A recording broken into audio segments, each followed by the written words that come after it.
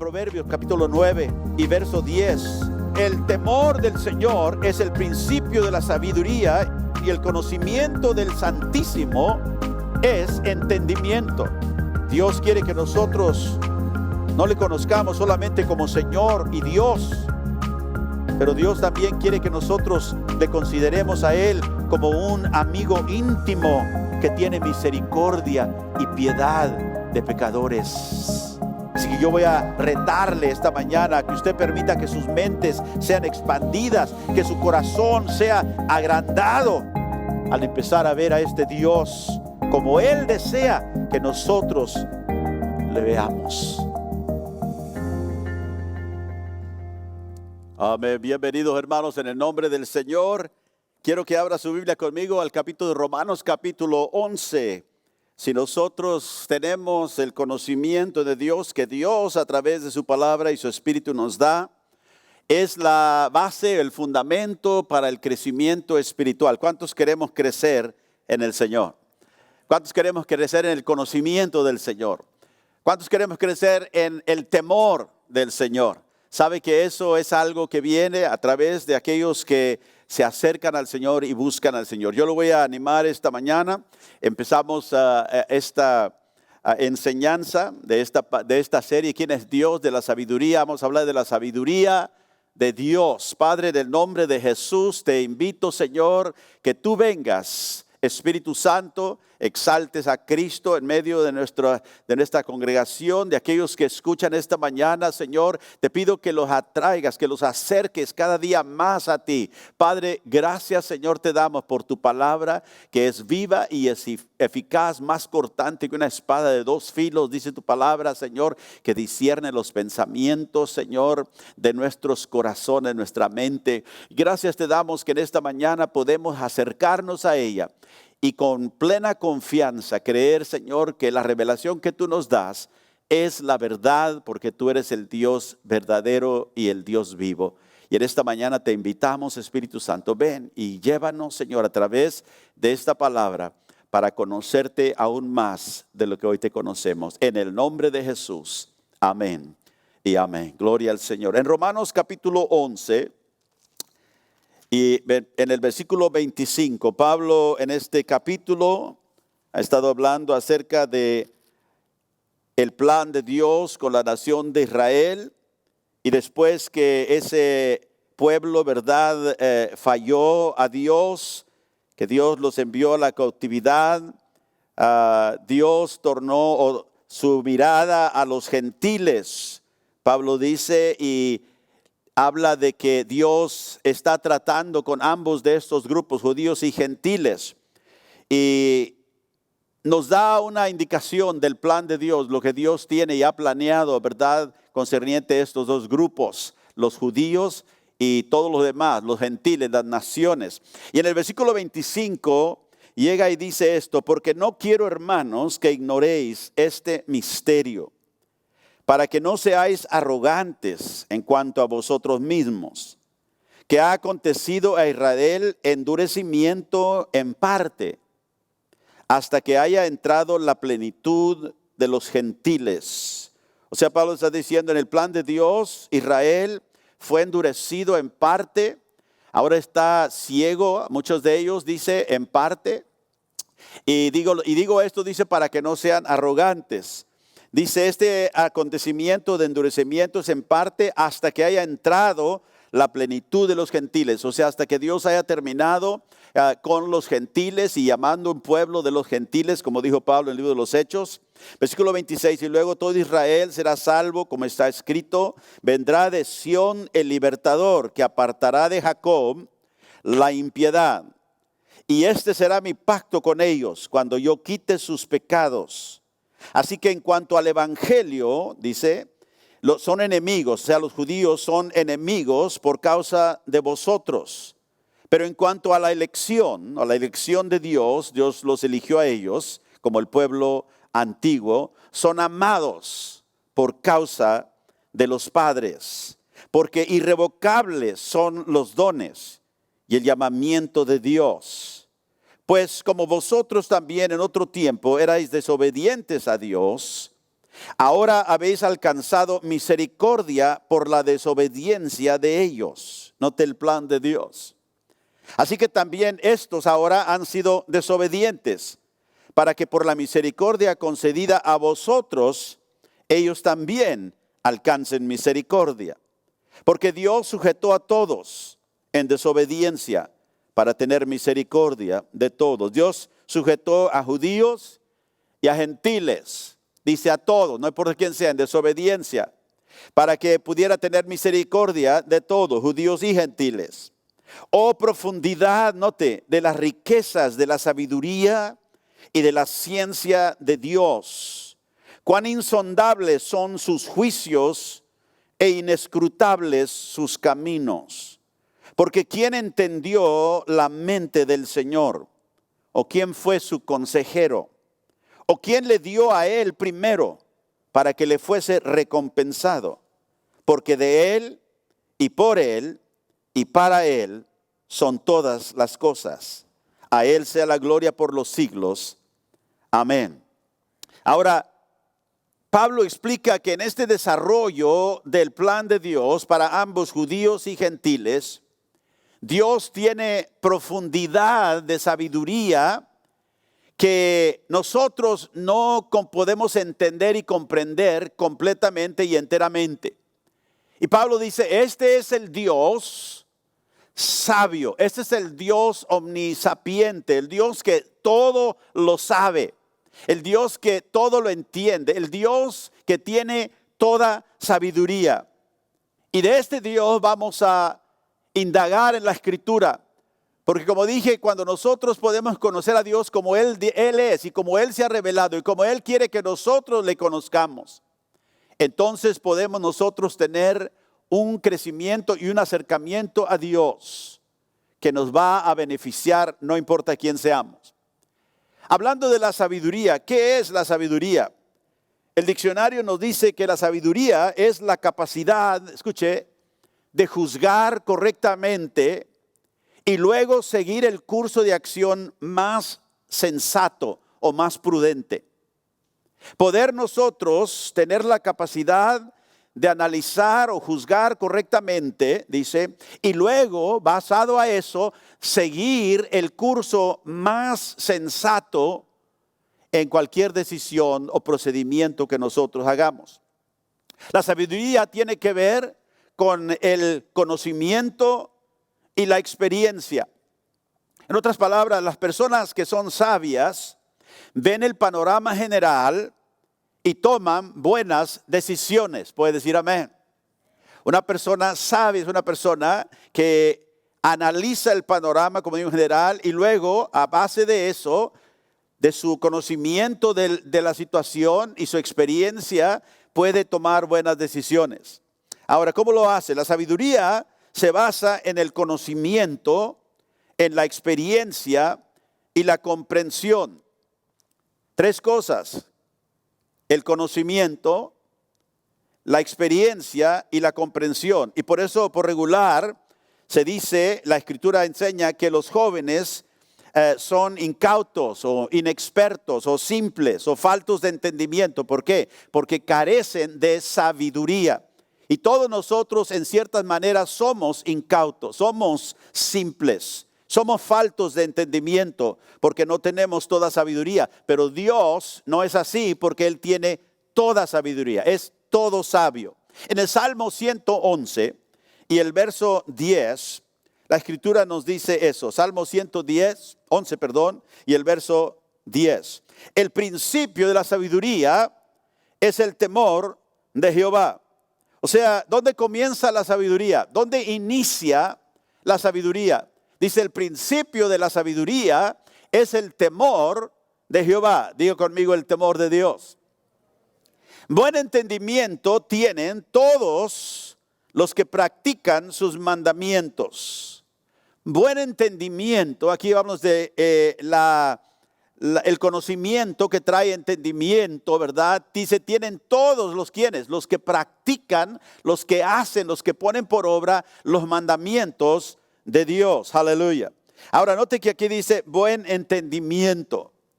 ¿Qué es ese buen entendimiento que viene cuando nosotros hacemos la palabra de Dios, cuando nosotros practicamos lo que Dios nos manda. En Proverbios, vaya al siguiente libro de la Biblia, el capítulo 9 y el verso 10, repite otra vez, el temor de Jehová es el principio de la sabiduría. Note, y el conocimiento del Santísimo es inteligencia. Ahora vimos ahorita, ¿verdad?, que los que tenemos sabiduría porque guardamos los mandamientos de Dios, tenemos comprensión, tenemos entendimiento. ¿Y qué es ese entendimiento?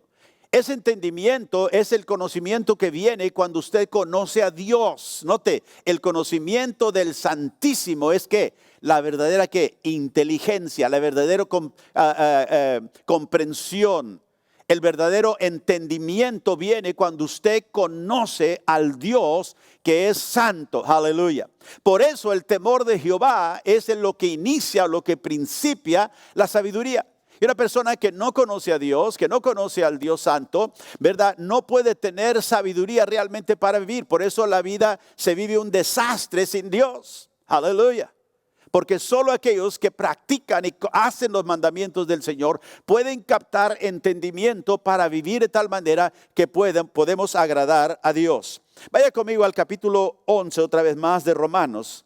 En capítulo Romanos 11, Pablo alaba aquí, termina con una alabanza, si podemos decir así, ¿verdad?, de la sabiduría de Dios. Leímos ahí estos versículos al principio, pero en el versículo 33, él, ¿verdad?, es como que sale de su corazón, está escribiendo, pero él escribe, oh, profundidad de las riquezas, de la sabiduría, de la ciencia de Dios. Note, ¿qué dice Pablo aquí? Habla de una profundidad. Y habla de la sabiduría de Dios. Y si usted escribe en su Biblia, subraya esas palabras, profundidad, sabiduría. Y dice que esta profundidad nos lleva a conocer las riquezas de la sabiduría de Dios. Cuán insondables son sus juicios e inescrutables sus caminos. Ahora, cuando usamos la palabra insondables, ¿qué quiere decir la palabra insondable? Si yo estoy tratando de tomar medida, por ejemplo, en el mar, en el océano, y yo mando un equipo, ¿verdad?, o algo que puede medir la profundidad, ese medidor, ¿verdad?, va a llegar hasta el fondo y me va a decir, ¿verdad?, cuántos pies o cuántos metros, ¿verdad?, son la profundidad de ese río o de ese océano. Pero si no tiene como piso, quiere decir que sigue y sigue y es insondable, no se puede medir. Entonces cuando Pablo aquí declara la profundidad, lo puede usted igualar a esa insondabilidad del cual él habla. La profundidad de la riqueza de la sabiduría de Dios es insondable.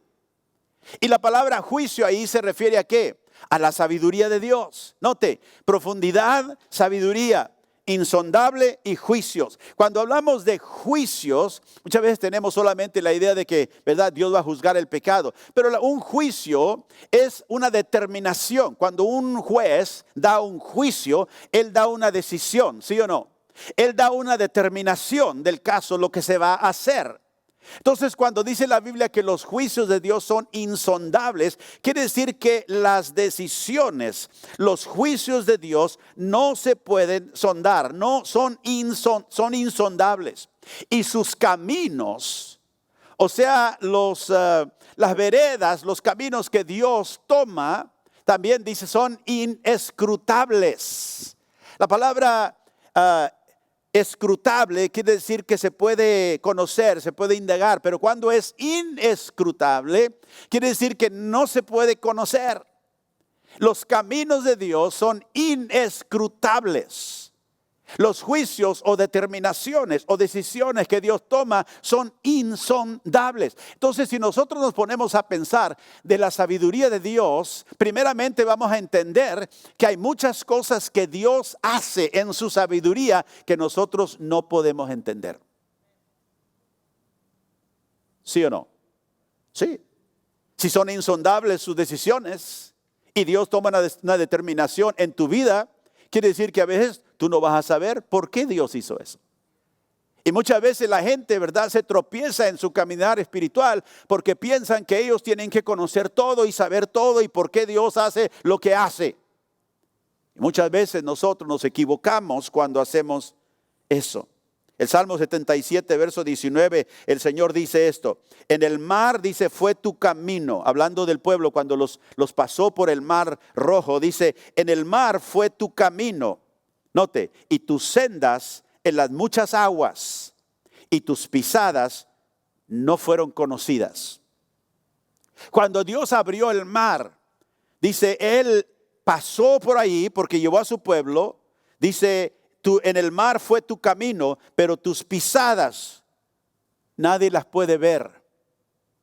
O sea que cuando Dios abre un camino, Él va por delante. Muchas veces nosotros no podemos ver lo que Dios está haciendo.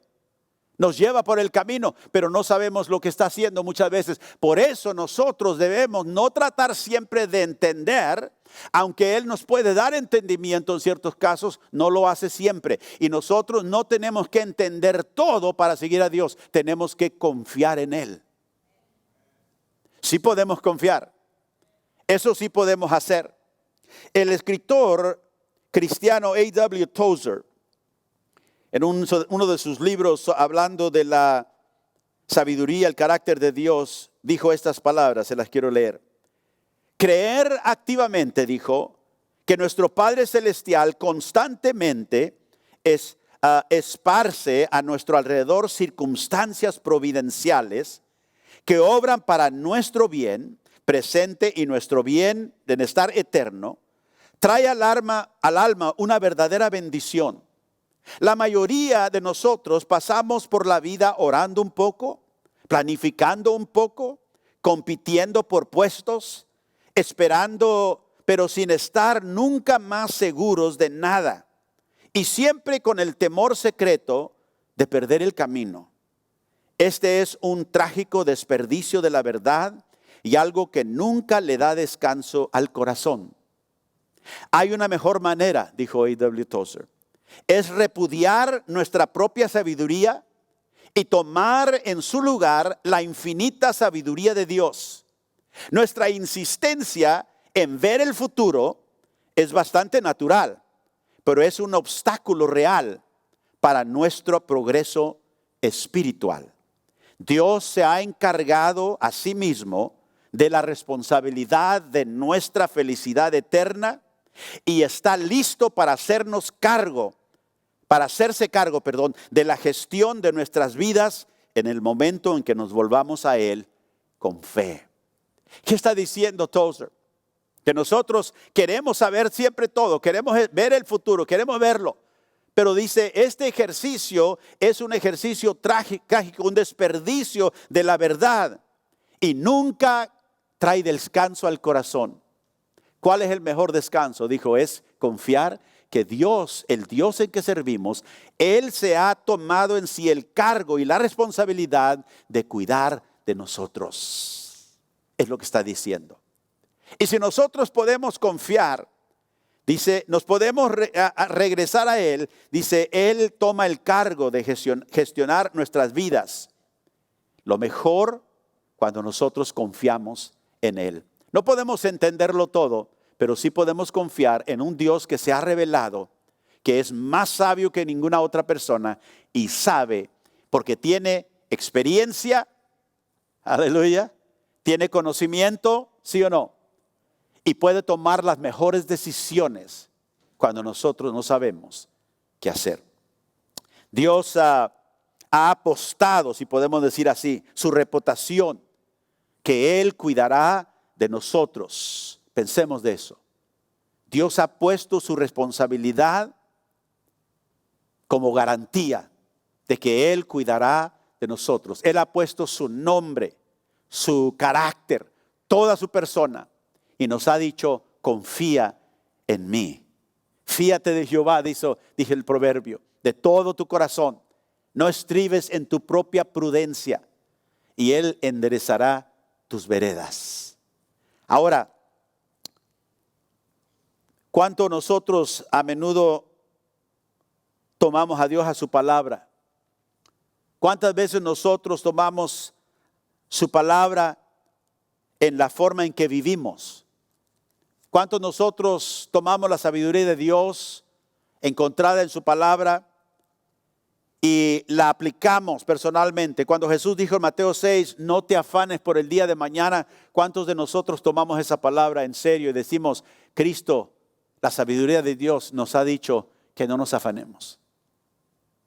Puedo afanarme, pero Él me ha dado la instrucción, la sabiduría, el camino, y me ha dicho, no te afanes por el día de mañana. Cuando enfrentamos enfermedades que no desaparecen, que lidiamos continuamente con ella, cuando recibimos un reporte del médico de una biopsia que no tiene sentido, no le encontramos sentido, pedimos, Señor, ¿por qué has dejado que esto suceda? Cuando las relaciones no parecen componerse, pase lo que pase, cuando nuestros hijos rehúsan el buen consejo, cuando un amigo cercano a mí fallece después que yo le he pedido a Dios que lo sane, ese amigo aún fallece. Ese trabajo positivo, ese trabajo que tú pensabas, ¿verdad? Este trabajo es para mí, esto es lo que Dios me va a dar, pero no sucedió así como tú y yo pensábamos. No se cumple. ¿No sería, verdad, un verdadero descanso, como dijo A.W. Tozer, si nosotros lo consideráramos a Él enteramente sabio, el que tiene el control soberano de mi vida, el que está obrando para mi bien? ¿No sería mejor tomar esa sabiduría y decir, Señor, tú me dijiste que en todo tú estás obrando para mi bien? Y creerle a Dios y confiar en Él, aunque las circunstancias que enfrentamos no sabemos cómo explicarlas. Mi hijo mayor de 37 años, ya creo, su madre falleció cuando él tenía 10 años. Y fue un tiempo muy difícil en ese tiempo para él, para mí. Cuando yo me casé otra vez con mi esposa, presente Lorena, él tenía mucho conflicto en su corazón. Veía el conflicto él con su madrastra, que era Lorena. Y oré mucho por él en ese tiempo. Señor, ayuda a mi hijo, ayuda a mi esposa para saber cómo relacionarse. Porque él sabía, tú no eres mi mamá. Y vivía ese conflicto. Pero con el tiempo y la oración, Dios sanó esa relación. Y mi esposa me contó un día que él un día vino a ella y le dijo, ¿sabes? Lorena dijo, si Dios no hubiera llamado a mi mamá al cielo, nunca te hubiera tenido a ti y a mis hermanos. Fíjese, no entendió la situación, no entendió él a 10 años por qué Dios llamó a su madre al cielo, por qué en su niñez Dios recogió a su madre. Pero al crecer él reconoció algo. Si Dios no hubiera hecho esto, yo no hubiera tenido esto. Y no es así muchas veces que nosotros al momento que algo sucede que no nos gusta, algo que no podemos entender, lo pasamos y luego con el tiempo vemos hacia atrás y decimos, ¿sabes? Si no nos hubiera pasado eso, no estuviéramos aquí hoy. No estuviéramos experimentando esto. No entiendo cómo Dios obra y los caminos que Dios me lleva, pero mi llamado es confiar en el Dios que es sabio y conoce todo desde el principio hasta el fin. Él lo ve todo. Y porque Él es sabio enteramente, Él ve todo bien enfocado, toda relación adecuada con todos los demás.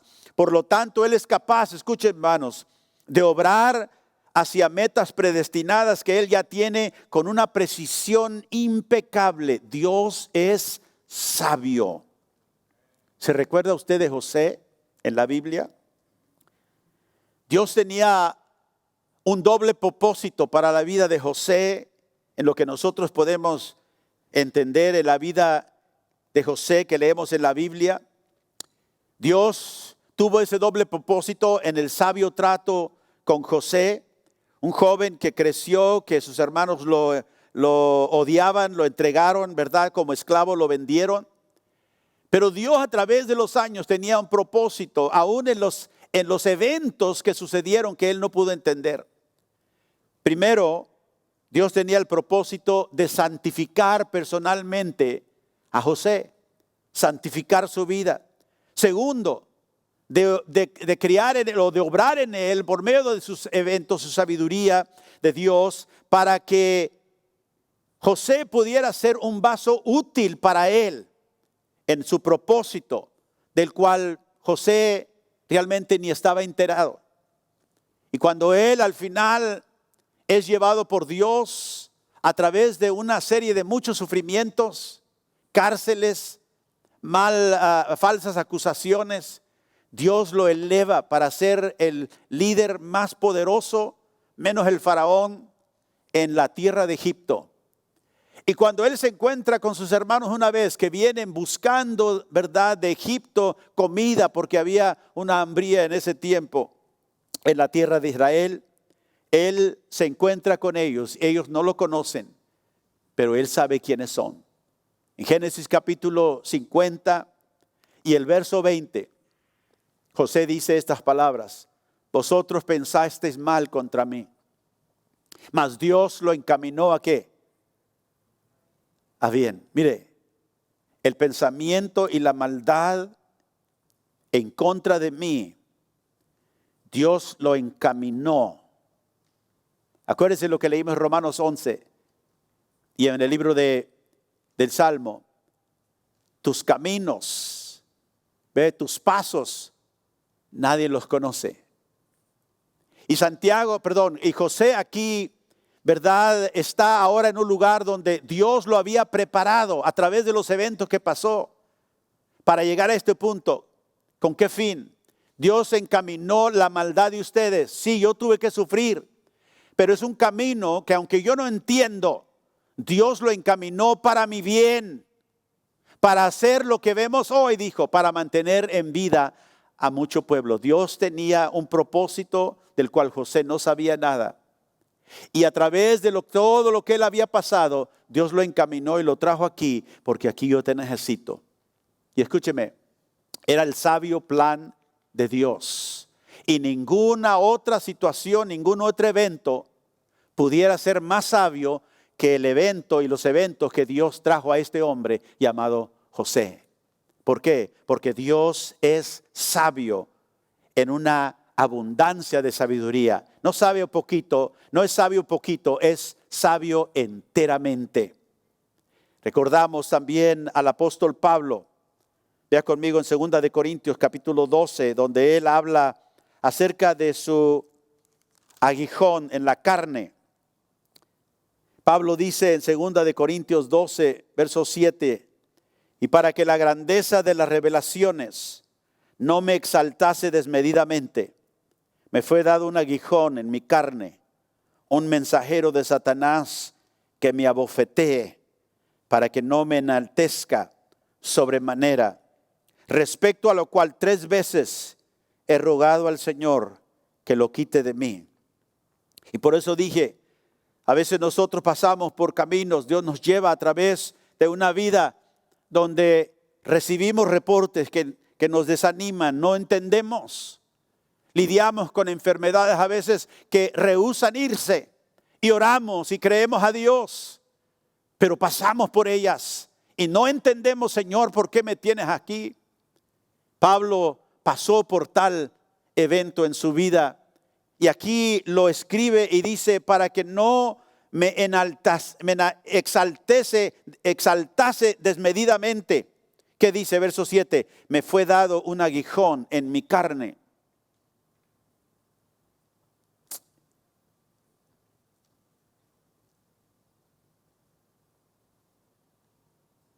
Un aguijón, como una molestia, como una espina que la tengo encajada en mi carne. Dice, y ese aguijón fue, ¿qué? Un mensajero de Satanás que me abofetee. Ahora, todos nosotros diríamos, pero ¿por qué Dios permitió que su apóstol, su hijo, fuera bofeteado de esa manera? ¿Acaso Dios no nos ama? ¿Acaso Dios no nos protege? Dios sabe más y es más sabio que nosotros. Y note lo que Pablo dice: para que no me exaltase, para que yo no me creyera más de lo que soy, me fue dado un aguijón. Mi pregunta siempre ha sido, hace muchos años, le dije, Señor, ¿quién se la dio?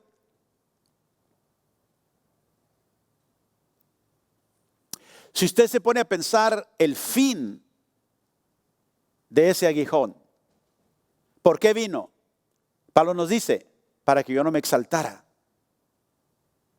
Pablo tenía una tendencia a ser una persona de jactarse, porque era un hombre de gran conocimiento, era una persona bien preparada. Y para que yo no me exaltara, dice, me fue dado el aguijón en la carne. Estaba hablando con una persona hace años y me dijo, bueno, es que el diablo se lo dio. No, el mensajero vino del diablo, pero el diablo no se lo dio. Y la razón por la que sé que el diablo no se lo dio, porque el diablo no tenía ningún interés en que Pablo se mantuviera humilde. El diablo lo que quiere es que nosotros, ¿qué? Nos exaltemos. El diablo lo que quiere es que yo sea orgulloso, no humilde. El diablo no me va a ayudar a mí para ser humilde, pero Dios sí. Y por eso digo, el que se lo dio fue Dios. Pero yo no entiendo eso, hermano. Yo no entiendo, pastor. ¿Cómo puede ser eso? Porque Dios es más sabio que tú y que yo. Y todas sus determinaciones, todos sus juicios son insondables. Yo no entiendo. Yo no lo entiendo. Pero Pablo nos dice, esto es lo que me pasó. Y me fue dado este aguijón para que no me y lo repito otra vez, para que no enaltezca sobremanera, para que no me eleve, para que no me haga orgulloso de lo que Dios me ha dado en las revelaciones. Y le pedí al Señor 3 veces, verso 8, que rogara al Señor que lo quite de mí. Y se lo quitó.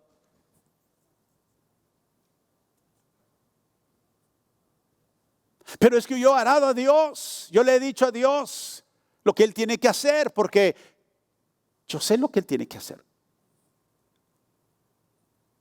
Porque yo soy más sabio que Él. Ahora, no decimos eso al Señor, pero eso es lo que estamos diciendo cuando nosotros creemos que sabemos el mejor camino que lo que Dios ha determinado. Yo pudiera decir, ¿sabes? Si yo fuera Dios, yo no hubiera enviado a José por todo ese sufrimiento. ¿Por qué? Porque yo lo amo, porque yo lo hubiera traído, lo hubiera elevado. Ahora sí. ¿Verdad que es más fácil? ¿Para qué dejarlo que sufra? ¿Para qué dejarlo que pase por toda esa escuela, por todo ese tiempo donde él tiene que ser bien paciente en medio del sufrimiento, en medio de la falsa acusación?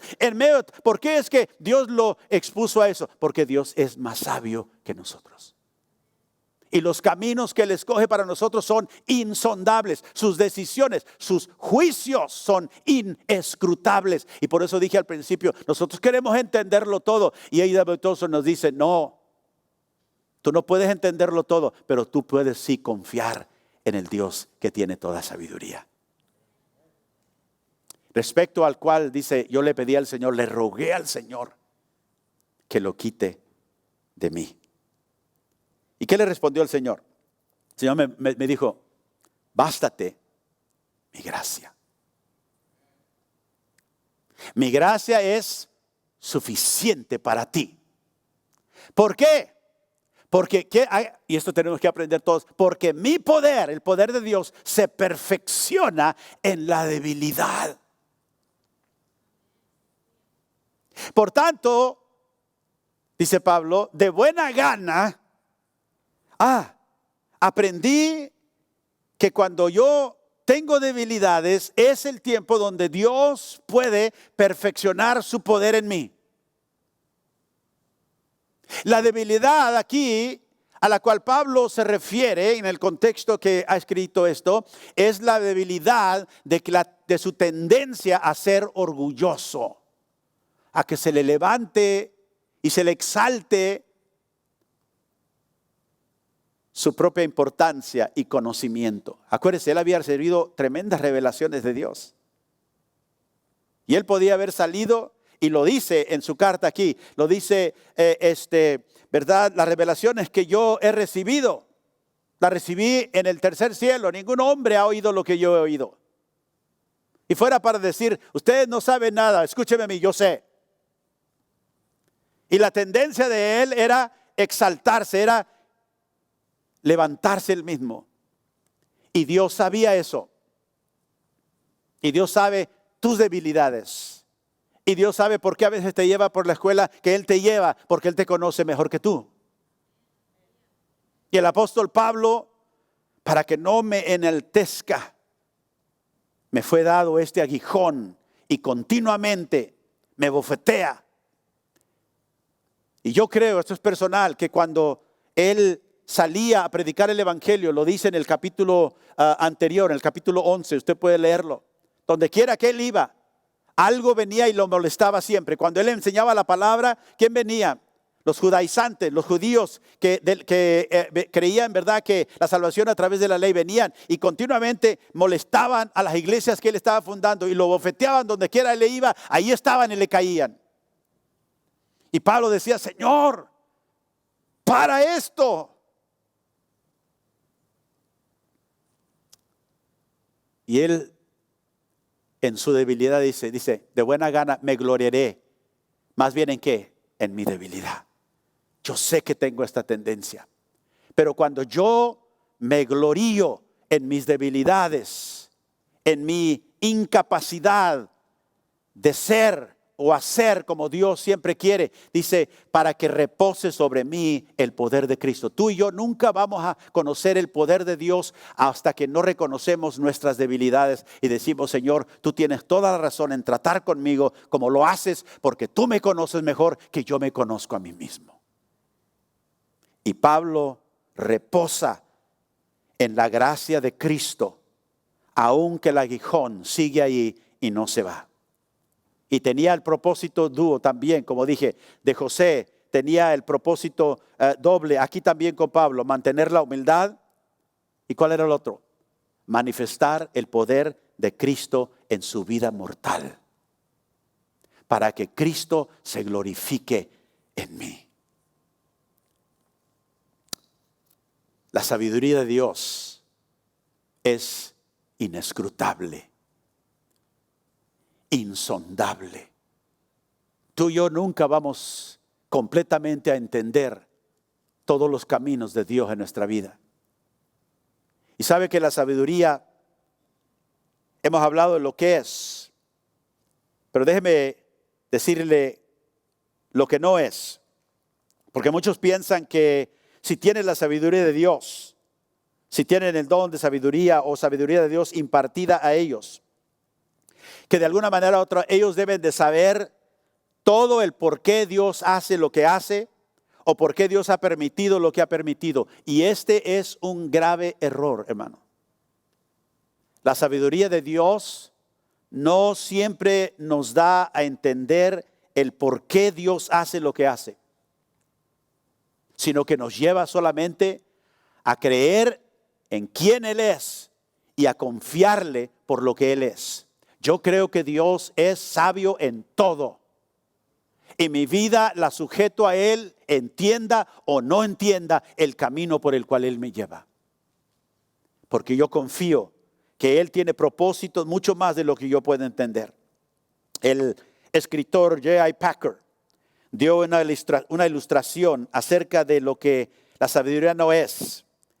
Y él dijo, y dio este ejemplo, dijo, puedo usar una ilustración.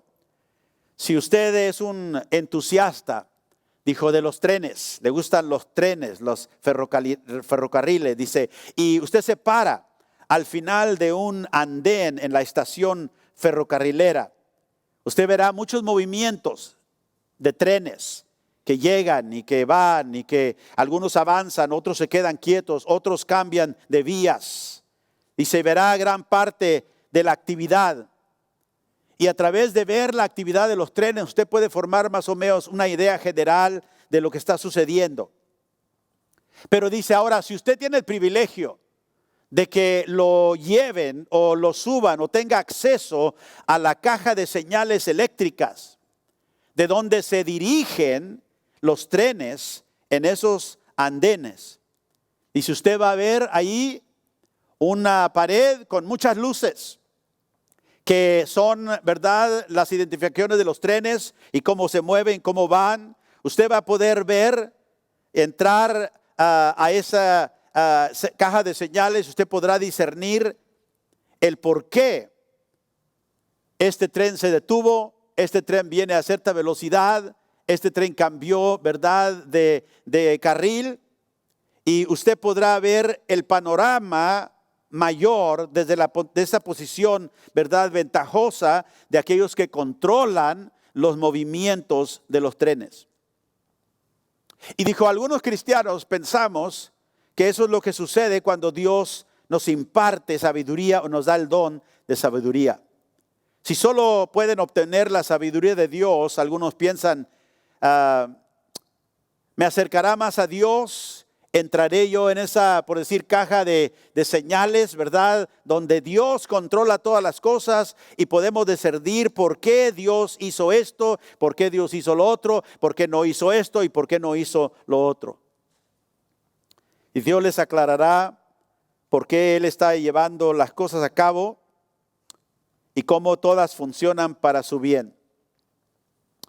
Ahora, a veces, sin duda, Dios nos da sabiduría en ciertas maneras y discernimiento para ver y confirmar ciertas cosas que Dios está haciendo en nuestras vidas, pero no es así siempre. Y cuando nosotros creemos eso, dijo J.I. Packer, que la sabiduría de Dios impartida a nosotros nos dará discernimiento para saber por qué Dios hace todo y por qué Dios no hace algo cuando nosotros pensábamos que lo debería hacer. Dice, nosotros erramos y terminamos nosotros desconcertados con nosotros mismos cuando no vemos la razón por la cual Dios hace las cosas. Y las cosas a veces no tienen sentido para nosotros. Recordemos que Pablo dijo en Romanos 11:33 que los juicios de Dios, las decisiones de Dios, las determinaciones de Dios son insondables. Sus caminos a veces en mi vida son inescrutables, porque Él es el Dios de toda sabiduría. Puede decir amén. El Dios que es enteramente sabio. Él controla toda su creación. Y escúcheme, para Dios controlar todo aspecto de su creación, para Dios es tan simple como la matemática simple. Yo le digo a usted, ¿qué es 2 y 2 más 2? 4. Es simple. Bueno, así de esa sencillez y aquello simple que usted considera, para Dios es tan simple así correr toda su creación y todo el universo. ¿Por qué? Porque Él ve todo. Él ve todas las relaciones, como dije, todos los impactos de todas esas relaciones, todos los costos, todas las implicaciones y cómo todo encaja, porque Él es sabio y Él conoce cada situación, cada relación, cada persona, cada evento, porque Él ordena todas las cosas, porque tiene gran sabiduría. Él puede ver todo y por eso digo, cuando Él ve todo, eso le ayuda a Él para ser bien preciso en todas las acciones que Él permite que Él hace. Tú y yo vemos las cosas suceder, pero no vemos aquel que controla todo, porque no tenemos la sabiduría que Él tiene, que es insondable. Desafortunadamente, a menudo muchos de nosotros nos ponemos, ¿verdad?, nuestras manos sobre las caderas. Dice, oye Dios, ¿qué pasa con esta situación? ¿Por qué no hiciste esto? ¿Qué de aquella persona? ¿Qué de aquel problema? ¿Se acuerda? Marta fue una de esas personas. que le dijo al Señor en Juan capítulo 11 cuando llegó, ¿verdad?, que había muerto Lázaro: Señor, si tú hubieras estado aquí, mi hermano no hubiera muerto. ¿Nunca ha dicho usted a Dios algo así? Señor, si solo tú hubieras, ¿qué estoy haciendo? Estoy observando los eventos, pero me frustro porque no sé por qué Dios permitió eso o tomó esa determinación. Pero esa actitud, hermanos, es una actitud arrogante. Y nuestra actitud arrogante es asombrosa a veces. Y cuando eso te sucede a ti y me sucede a mí, debemos de pensar de una persona. Déjeme decirle quién. De Job. ¿Se acuerda usted de Job? En los últimos capítulos de Job, Dios responde a las preguntas sobre su sabiduría que Job le está haciendo. Dios no argumenta con él ni se defiende. Simplemente le señala a Job que en el gran esquema de todas las cosas, cuando se trata de la sabiduría divina, Job no sabe nada. Y le hace un sinnúmero de preguntas ahí. ¿Dónde estabas tú cuando yo?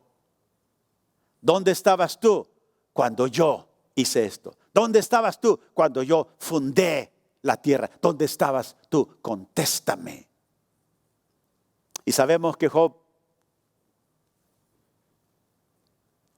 le dijo al final: Señor, yo sé que tú sabes todo y que no hay ningún propósito tuyo que nadie pueda detener. Por lo tanto, me arrepiento, dijo. Me arrepiento. He oído de ti por el oído. Ahora, dijo, mis ojos te ven y me arrepiento. Y cuando él tuvo esa visión de quién era Dios, y cuando Dios le empezó a explicar que cuando se trata de la sabiduría divina, de sus juicios que son insondables, de sus caminos que son inescrutables, Job no sabe nada. Y la sabiduría de Dios siempre nos lleva a cabo, y lo lleva a cabo Dios más bien para su gloria. Y después, los actos de Dios de sabiduría, después de glorificarse Él, lo hace por el mayor bien de la mayor cantidad de personas para el mayor tiempo. Por eso el apóstol Pablo entendió cuando él escribió: para los que aman a Dios, todas las cosas le obran para bien. Nosotros necesitamos tiempo, lecciones repetidas muchas veces, para llevarnos al lugar donde manejamos constantemente la sabiduría de Dios con asombro. Manejamos la sabiduría de Dios con respeto. Y es más fácil para nosotros definir la sabiduría de Dios que vivir bajo la sabiduría que sabemos definir. Y parte de nuestro entrenamiento en la sabiduría de Dios es revisar, escúcheme, las formas en que Dios nos ha revelado y continúa revelándose a nuestra mente y a nuestro corazón. El conocimiento del Santísimo, escribió Salomón, es inteligencia. El conocimiento del Santísimo, el conocimiento de Dios es entendimiento. Y si nosotros le conocemos como Él es, seremos personas entendidas, no sabiéndolo todo, pero sabiendo en quién hemos confiado, en el Dios sabio y eterno. Dios nos revela su sabiduría en muchas maneras, y hablaremos más de esto la próxima semana. ¿Cómo revela Dios su sabiduría a nosotros? Oremos. Padre, te doy gracias, Señor, porque esta mañana tú nos has retado a cada uno de nosotros. Y muchas veces, Señor, tenemos la tendencia de creer que sabemos lo que tú debes hacer y no hacer. Lo que tú deberías permitir y no permitir. Y creemos, Señor, que al ver los eventos y las cosas de nuestra vida, tenemos nosotros la solución. Si tú solamente nos escucharas. Pero tú has dicho, ¿quién ha conocido la mente del Señor? ¿Quién ha sido su consejero? Señor, nos arrepentimos de nuestra arrogancia, de creer, Señor, y pensar que nosotros sabemos el camino.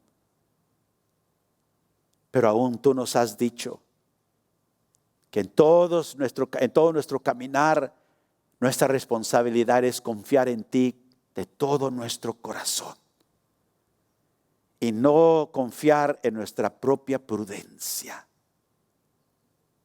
No ser sabios en nuestros propios ojos. Pero Señor, reconociéndote a ti en todos nuestros caminos, tú enderezarás nuestras veredas. Tú nos llevarás a nuestro fin eterno, que es estar contigo para siempre, que es vivir como tú nos has llamado a vivir, aún en medio de este mundo caído. Yo te pido por aquella persona en este momento que está pasando, Señor, un camino que no puede rastrear y sondar. Y su corazón está desanimado. Porque dice, Señor, no entiendo. Pero ahora tú le llamas a confiar en ti, el Dios que todo lo sabe. El Dios con toda sabiduría. Y el Dios que no permitirá que nada destruya nuestra relación contigo. Sí, nos llevarás a través de un mundo caído.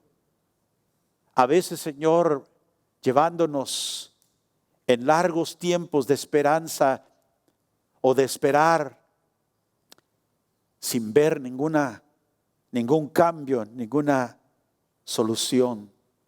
Ayúdanos para entender que tú eres nuestra solución.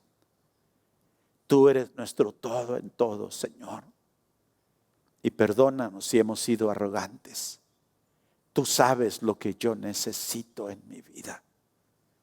Y yo me humillo delante de ti. Y te digo, Señor, haz en mi vida, en mi familia, en mis hijos, lo que a ti te place. Porque yo confío en tu sabiduría, Señor. No hay ningún otro camino mejor que en el cual tú nos llevas.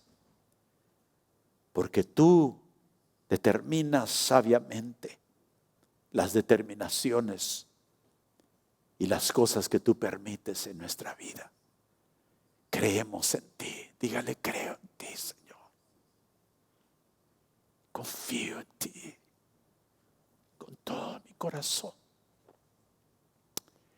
Y te doy gracias porque diste lo mejor para tener, Señor, el derecho de dirigir mi vida, para ser mi Señor. Diste a tu Hijo para salvarme de mi pecado.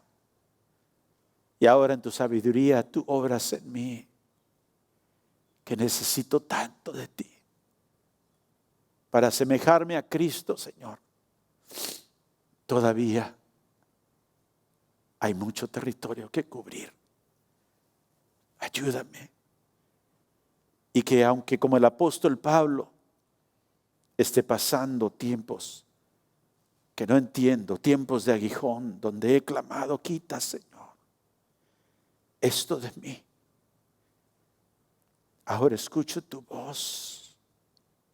Bástate mi gracia. Me glorío, Señor, en mis debilidades, para que el poder de Cristo viva sobre mí. Te doy gracias. En el nombre de Jesús. Gracias, Señor. Alábele, levante sus manos ahí donde está. Te invitamos Alábale. que te pongas de pie con nosotros en Gracias, este día. Jesús. Vamos a tomar un buen momento para nomás Gracias, darle Jesús. gracias a Él y reflejar en su bondad. Te amamos, oh Gracias, Dios. Señor, te doy. Eres un Dios tan bueno. Gracias te doy, Jesús. Glorificado sea tu nombre, oh Señor. Gracias por tu bondad sobre nuestra vida. Señor. Y declaramos, Señor, que tú eres un Dios bueno. Sí, Jesús. Gracias. Y la manera que tú tratas en cada una de nuestras vidas es para nuestro bien. Sí, Jesús. Te alabo, oh Dios. Glorificado seas tú, oh Señor. Te amo, Dios. Tu amor nunca me falla. Mi existir en tus manos está. El momento en que despierto hasta el anochecer, yo cantaré de la bondad de Dios. En mi vida ha sido bueno, en mi vida ha sido tan fiel, con mi ser, con cada aliento, yo cantaré de la bondad de Dios. Yo amo tu voz. Tú me has guiado por el fuego, tú cerca estás en la oscuridad. Te conozco como Padre y como amigo fiel. Mi vida está en la bondad de Dios. Oh, en mi vida ha sido bueno. Sí, Señor. En mi vida ha sido tan fiel, y con mi ser y cada aliento yo cantaré de la bondad de Dios. Me sigue tu bondad, me sigue tu bondad, sí, Señor. Me sigue tu bondad, me sigue tu bondad. Me sigue tu bondad, me sigue tu bondad.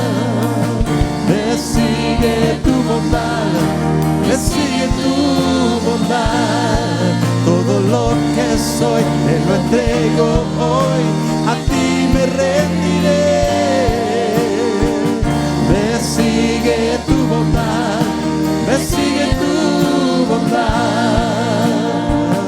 Me sigue tu bondad, me sigue tu bondad. Me sigue tu bondad, me sigue tu bondad. Dígaselo. Todo lo que soy te lo entrego hoy, a ti me rendiré. Me sigue tu bondad, me sigue tu bondad. En mi vida, Señor, En mi vida ha sido bueno. decláralo. En mi vida ha sido tan fiel, y con mi ser y cada aliento yo cantaré de la bondad de Dios. Yo cantaré de la bondad de Dios. Gracias, Señor. Te alabo, Señor. Te alabo, Señor. Gracias por tu Tú eres mi bondad. vida. Aún en esos tiempos donde no entiendo todo, yo confiaré en tu bondad, yo confiaré en tu sabiduría, que tus propósitos y tus maneras son más allá, más altas de lo que yo pueda entender. Ayuda a que mi corazón pueda confiar en ti. Te alabo, oh Dios. Bendecido sea tu santo nombre, oh Señor.